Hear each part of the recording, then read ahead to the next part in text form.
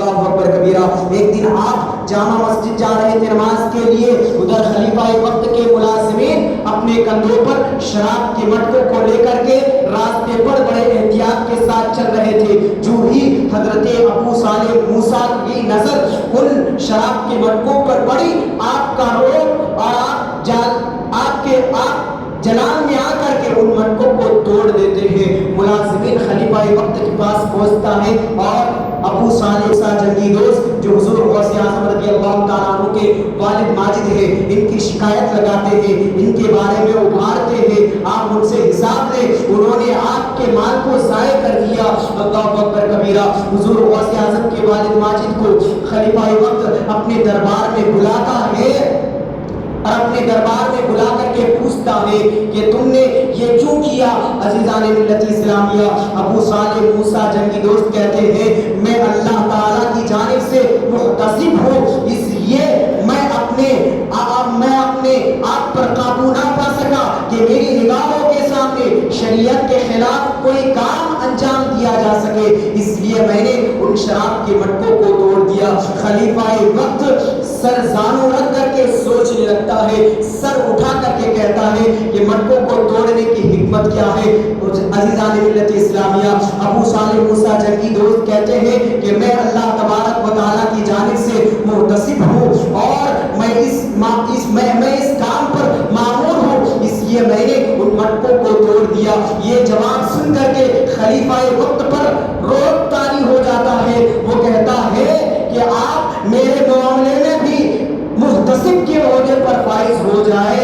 عزیزان ملت اسلامیہ، حضور غوث اعظم رضی اللہ تعالیٰ عنہ کے والد ماجد ابو صالح موسیٰ جواب دیتے ہیں کہ میں اللہ تعالیٰ کی جانب سے محتسب ہوں، میں تمہارے عہدے پر محتسب ہونے کے لیے آمادہ نہیں ہوں۔ عزیزان ملت اسلامیہ، یہی وجہ ہے اسی وقت سے خلیفہ وقت کو خلاف شرع امور کام سے روکنے کی وجہ سے ابو صالح موسیٰ جنگی دوست آپ کا لقب پڑ گیا۔ انہی پاک تینت سے، انہی اسلام طاہرہ سے حضور غوث اعظم رضی اللہ تعالیٰ عنہ کی ولادت باسعادت ہوتی ہے۔ درود پاک پڑھیں، اللہم صلی علی سیدنا مولانا محمد مالک وسلم، صلی اللہ علیہ وسلم علیکہ یا رسول اللہ صلی اللہ تعالیٰ علیہ وسلم۔ ان کا نام سید عبد القادر ہے اور ان کی کنیت ابو محمد ہے۔ آپ کی ولادت ایران، جہاں پر ابھی ایران اور اسرائیل کے خلاف لڑائی ہو رہی ہے، جنگ ہو رہی ہے، وہی ایران ہے۔ اسی شہر میں ایک جگہ تھا جس کا نام گیلان ہے، جسے جیلان بھی کہا جاتا ہے، وہیں پر حضور سیدنا شیخ عبد القادر جیلانی رضی اللہ تعالیٰ عنہ کی ولادت ہوتی ہے۔ 470 ہجری یکم رمضان المبارک میں آپ کی ولادت ہوئی اور 561 ہجری یعنی 91 سال کی ایج پا کر کے، یعنی 91 سال کی عمر میں آپ اس دار فانی سے رخصت ہو جاتے ہیں۔ عزیزان ملت اسلامیہ، یہ مختصر سی موٹی موٹی باتیں ہیں جو ہمیں اور آپ کو ہمہ وقت یاد رکھنی چاہیے۔ ہم غوث اعظم کا نظر و نیاز، 11ویں کا نیاز بڑے جزو و احتشام کے ساتھ کرتے ہیں، لیکن حضور غوث اعظم رضی اللہ تعالیٰ عنہ کی زندگی سے کوئی سبق حاصل نہیں کرتے۔ بڑے افسوس کی بات ہے کہ حضور غوث اعظم رضی اللہ تعالیٰ عنہ شریعت و طریقت کے اس طرح پابند تھے کہ آپ ہمہ اللہ تبارک و تعالیٰ کی عبادت و ریاضت میں مصروف رہتے۔ عزیزان ملت اسلامیہ، آپ کا سلسلہ نسب والد ماجد کی طرف سے امام حسن تک پہنچتا ہے اور والدہ ماجدہ کی طرف سے امام حسین تک پہنچتا ہے۔ اسی لیے بریلی کے شاہ امام احمد رضا خاں فاضل بریلوی علیہ رحمت و رضوان ارشاد فرماتے ہیں تو حسینی حسنی کیوں نہ سید ہو، اے خضر مجمع بحرین ہے چشمہ تیرا۔ درود پاک پڑھیں، اللہم صلی علی سیدنا مولانا محمد بارک وسلم، صلی اللہ علیہ وسلم علیکہ یا رسول اللہ صلی اللہ تعالی علیہ وسلم۔ عزیزان ملت اسلامیہ، شریعت اور دین اسلام ہمیں یہ سکھاتا ہے کہ ہم کسی کی کوئی بھی چیز مالک کی اجازت کے بغیر نہ لیں۔ اگر ہم نے ایسا کیا تو ہو سکتا ہے جس چیز جس کی چیز ہم نے لی ہے اس کا دل دکھا ہو اور اللہ تبارک و تعالیٰ عذاب میں گرفتار کر لے۔ اللہ کے ولی جو ہے باریک سی باریک چیزوں پر بھی شریعت پر ان کی نگاہ ہوتی ہے کہ کہیں اس کی وجہ سے اللہ تبارک و تعالیٰ کل قیامت کے دن مجھے پکڑ نہ لے، میں اللہ تبارک و تعالیٰ کی بارگاہ میں گرفتار نہ ہو جاؤ۔ عزیزان ملت اسلامیہ، اب ہمارے مؤذن صاحب نے آپ کو نظم میں نعت سنائی کہ حضور غوث اعظم رضی اللہ تعالیٰ عنہ کے والد ماجد نے ایک سیب کھائی، تناول فرمائی، وہ پورا واقعہ نثر میں شماعت فرمائے، آپ سنتے رہتے ہیں۔ لیکن جو اللہ تبارک و تعالیٰ کے ولی سے محبت کرتا ہے اس کے دل میں اس بات کی خواہش ہوتی ہے کہ میں محبوب کا ذکر سنتا رہوں اور ان کا ذکر ہوتا رہے، اور وہ اپنے محبوب کے ذکر کو سن سن کر کے مچلتا رہتا ہے اور اپنے ایمان کو تازہ کرتا رہتا ہے۔ ہو سکتا ہے کہ آپ نے یہ سنا ہوگا اور یقیناً سنا ہوگا کہ حضور غوث اعظم رضی اللہ تعالیٰ عنہ کے والد ماجد ابو صالح موسیٰ جنگی دوست رمضان المبارک میں روزے کی حالت میں تھے اور عبادت و ریاضت میں مصروف تھے، اور آپ دریائے دجلہ کے کنارے کنارے چلتے رہے۔ اچانک افطاری کا وقت آ گیا، دریا سے بہتا ہوا سیب آپ کو ملا، آپ نے بغیر سوچے سمجھے اسی سیب سے افطاری کر لی۔ سیب کھانے کے بعد خیال آیا کہ ہاں یہ سیب تو میں نے کھا لیا، ہو سکتا ہے کہ اس سیب کا مالک مجھ سے ناراض ہو جائے، اور اللہ تبارک و تعالیٰ نے اگر مجھ سے قیامت کے دن پوچھ لیا تو میں کیا جواب دوں گا۔ یقیناً جو تقویٰ و طہارت والے ہوتے ہیں اس کے دل میں ہی یہ خیالات آتے ہیں کہ میں نے اگر کسی شخص کی چیز کو اٹھا لیا تو اللہ تو دیکھ رہا ہے، جس کی چیز کو ہم نے اٹھایا اگر وہ نہیں دیکھ رہا ہے لیکن اللہ تبارک و تعالیٰ تو دیکھ رہا ہے۔ اس طرح اپنا محاسبہ کرتے ہیں اور اندر سے بے چینی کی کیفیت پیدا ہوتی ہے، فوراً اس سیب کے مالک کے تلاش میں نکل پڑتے ہیں، اسی دریا کے کنارے کنارے چلتے رہتے ہیں، اور تلاش بسیار کے بعد آپ کو ایک خوبصورت باغ نظر آتا ہے۔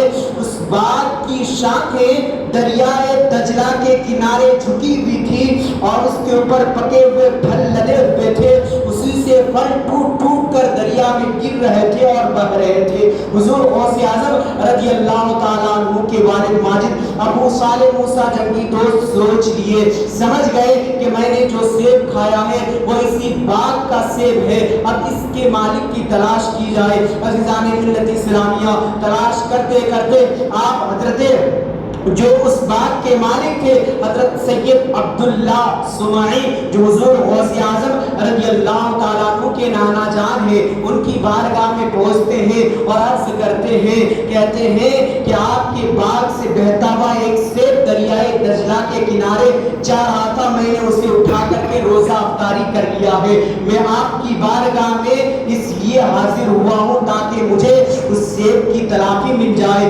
معافی مل جائے۔ حضرت سید عبداللہ سمعی چونکہ اپنے کشف کے ذریعے سے جان لیے کہ یہ جوان صالح برگزیدہ بندے ہیں، اللہ تبارک و تعالیٰ کا مقبول بندہ ہے، آپ نے کشف کے ذریعے معلوم کر لیا کہ یہ جوان صالح ہے، اور آپ نے ان کے حالت کو دیکھنے کے بعد ان سے کہا کہ اس سیب کی تلافی اس طور پر ہوگی کہ میری کچھ شرائط ہے، میرے کچھ کنڈیشن ہے، وہ اگر آپ ایکسپٹ کر لیتے ہیں، قبول کر لیتے ہیں تو میں سیب کھانے کے جرم کو معاف کر سکتا ہوں۔ اللہ اکبر کبیرہ۔ حضور غوث اعظم رضی اللہ تعالیٰ عنہ کے والد گرامی ابو صالح موسیٰ جنگی دوست نے کہا کہ سیب کی تلافی ہے اور ان کی شرط ہے۔ عزیزان ملت اسلامیہ، حضرت سید عبداللہ سمعی نے کہا میری پہلی شرط یہ ہے کہ اس سیب کی تلافی اور معافی اسی وقت ہو سکتی ہے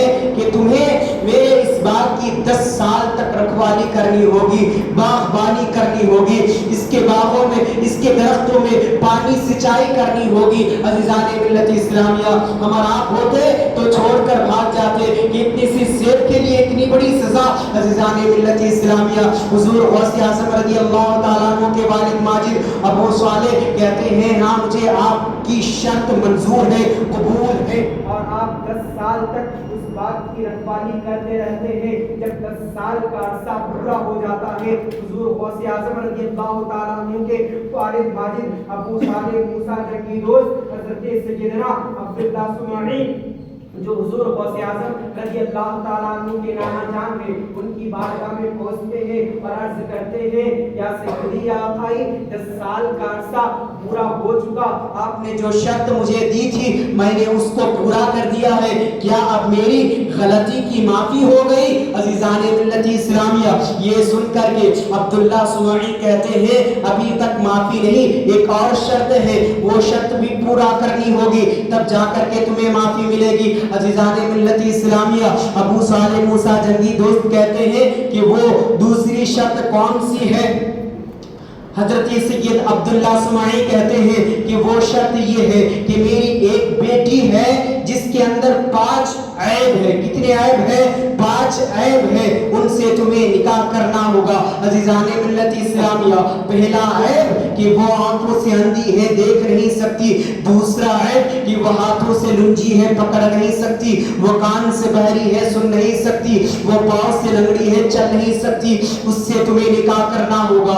अज़ीज़ान मिल्लत इस्लामिया, हज़रत सैयद अबू सालेह मूसा जंगी दोस्त ने सोचा हाय अल्लाह, जिंदगी इतनी बड़ी है और ये क्या मुसीबत है, और इस सेब की तलाफी मुझे उसी वक्त मिल सकती है जब मैं इनकी इस लड़की से निकाह कर लूं। अज़ीज़ान मिल्लत इस्लामिया, आपके ज़हनो दिमाग में ख्यालात हुजूम बनकर के आने लगता है और आप सोचने लगते हैं। फिर आपने फैसला किया कि जिंदगी पानी है, ये जवानी भी एक दिन रुखसत हो जाएगी, लेकिन मुझे सेब की तो माफी मिल जाएगी। अज़ीज़ान मिल्लत इस्लामिया, आप शर्त मंजूर कर लेते हैं, निकाह हो जाता है। अज़ीज़ान मिल्लत इस्लामिया, निकाह हो जाने के बाद जब खलवत में हज़रत अबू सालेह मूसा जंगी दोस्त पहुंचते हैं तो क्या देखते हैं कि उस लड़की की जो अलामत बताई गई थी उसमें कोई ऐब न था।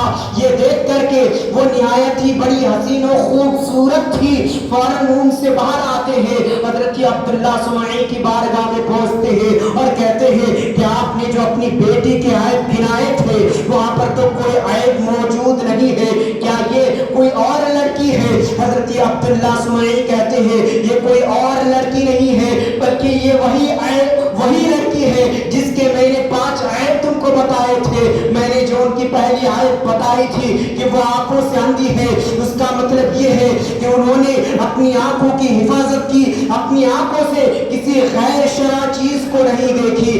और दूसरा ऐब जो बयान किया था कि अपने कानों से उन्होंने कोई गैर शरई चीज को, किसी नामहरम के आवाज को नहीं सुना, इसलिए वो बहरी है। और तीसरा ऐब जो मैंने बयान किया था कि वो हाथों से लुंगी है, पकड़ नहीं सकती, उन्होंने अपने हाथों से कोई शरीयत के खिलाफ कोई काम अंजाम नहीं दिया, इसलिए वो लुंजी है।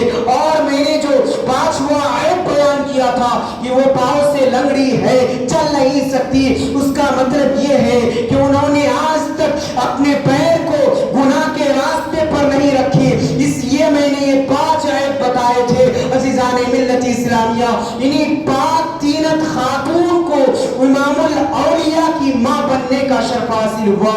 इसी बरगुज़ीदा खातून से हमारे और आपके पीर, पीराने पीर, दस्तगीर ज़मा हुज़ूर गौसे आज़म रज़ी अल्लाह ताला अन्हु की विलादत बासआदत होती है। दुरूद पाक पढ़े, अल्लाहुम्मा सल्ली अला सय्यिदिना मौलाना मुहम्मदिन बारिक वसल्लिम सल्लु अलैहि वसल्लम वसलाम अलैका या रसूलल्लाह सल्लल्लाहु तआला अलैहि वसल्लम।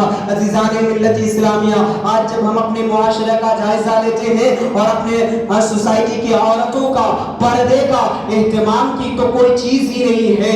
आज के जमाने में तो औरतें अपने कानों में लीड लगा करके गाना सुनती है जो कि खिलाफ शरअ अमूर है, और शरीयत के खिलाफ जो काम करे फिर उनकी कोख से कोई अल्लाह का वली पैदा नहीं हो सकता, बल्कि उनकी पेट से, उनके शिकम से कोई शैतान ही पैदा हो सकता है। जब तक वो इन तमाम चीजों पर अमल पैदा ना हो जाए, اپنے آپ کو شریعت کے مطابق ڈھال لیں، پھر ان کی اولاد، پھر ان کی کوکھ سے جنم لینے والا بیٹا نیک ہوگا، برگزیدہ ہوگا، پانچوں ٹائم اللہ تبارک و تعالیٰ کی بارگاہ میں حاضری دینے کا شرف حاصل ہوگا۔ کسی انگریز مفکر نے کہا تھا give me great mother I will give you great nation، یعنی تم مجھے عظیم مائیں دو، میں تجھے عظیم قوم دوں گا، کیونکہ ماں کی گود ایک عظیم درسگاہ ہے، اس سے جو پرورش ہوتی ہے اس اولاد کے اوپر اس کا اثر ہوتا ہے۔ ماں نے اگر اپنی اولاد کی صحیح تربیت کی تو بچہ یقیناً نیکیوں کے راستے پر گامزن ہوتا ہوا نظر آئے گا۔ درود پاک پڑھیں، اللہم صلی علی سیدنا مولانا محمد بارک وسلم، صلو علیہ وسلم علیک یا رسول اللہ صلی اللہ تعالی علیہ وسلم۔ عزیزان ملت اسلامیہ، حضور غوث اعظم رضی اللہ تعالیٰ عنہ کے القابات میں سے ایک نام ہے غوث۔ غوث کا مطلب کیا ہوتا ہے؟ غوث کا مطلب ہوتا ہے فریاد رس، فریاد کو پہنچنے والا، یعنی جو کوئی حضور غوث اعظم رضی اللہ تعالیٰ عنہ کا نام لے کر کے اللہ رب العزت کی بارگاہ میں دعا کرتا ہے اور اپنے اس محبوب بندے کا وسیلہ لے کر کے رب تبارک و تعالیٰ کی بارگاہ میں دعا کرتا ہے تو پروردگار عالم اپنے اس محبوب بندے کے ذریعے سے اس کی دعا کو شرف قبولیت کا درجہ عطا فرماتا ہے۔ شرط یہ ہے، لوگ کہتے ہیں کہ آج ہمارے دلوں پر باتوں کی اور شریعت کا اثر نہیں ہوتا۔ میں آپ کو بتا دوں، انسان جب گناہ کرتا ہے تو گناہ کرنے کی وجہ سے اس کے دل پر ایک سیاہ داغ چھوڑ دیا جاتا ہے، پھر وہ انسان گناہ کرتا رہتا ہے یہاں تک کہ اس کا پورا دل کالا ہو جاتا ہے۔ اب اس کے سامنے حق بات کی جاتی ہے تو حق بات راسخ نہیں آتی، نماز پڑھتا ہے نماز میں جی نہیں لگتا، اللہ رب العزت کے حبیب کی بارگاہ میں درود پڑھتا ہے، دنیا کے خیالات ستاتے ہیں، دنیا کی پریشانی یاد آ جاتی ہے۔ یقیناً ہمیں اس دل کو پاک کرنے کی ضرورت ہے، اس روح کو پاک کرنے کی ضرورت ہے۔ جس طرح ہم اپنے باڈی کو، اپنے جسم کو غذا کے ذریعے سے تر و تازہ رکھتے ہیں، اسی طرح اس روح کی غذا بھی کچھ ہے، اور وہ غذا اللہ تبارک و تعالیٰ کی خلوص للہیت کے ساتھ نماز پڑھنا ہے، ذکر اللہ کرنا ہے۔ فرماتے ہیں کہ سب سے افضل ترین ذکر اللہ تبارک و تعالیٰ کا لا الہ الا اللہ ہے۔ کثرت سے آپ لا الہ الا اللہ پڑھو گے تو آپ کا دل نرم ہوگا، حق بات اس میں راسخ ہوگی، آپ کوئی بھی کام کرو گے تو اس سے پہلے آپ سوچے گے کہ کہیں ایسا تو نہیں کہ یہ کام شریعت کے خلاف ہے، کیا اس سے اللہ تبارک و تعالیٰ مجھ سے ناراض تو نہیں ہو جائے گا۔ ان ساری چیزوں کا، ان کا محاسبہ وہی کرتا ہے جس کا دل نرم ہو، اور اس کا دل نرم ہو سکتا ہے جو کثرت سے اللہ تبارک و تعالیٰ کا ذکر کرے، لا الہ الا اللہ کا ذکر کرے، نماز پڑھے اور نبی کریم صلی اللہ تعالیٰ علیہ وسلم کی بارگاہ میں کثرت سے درود پڑھے۔ وما علینا الا البلاغ المبین۔ جو حضرات سنت نہ پڑھے سنت پڑھ لیں۔ السلام علیکم۔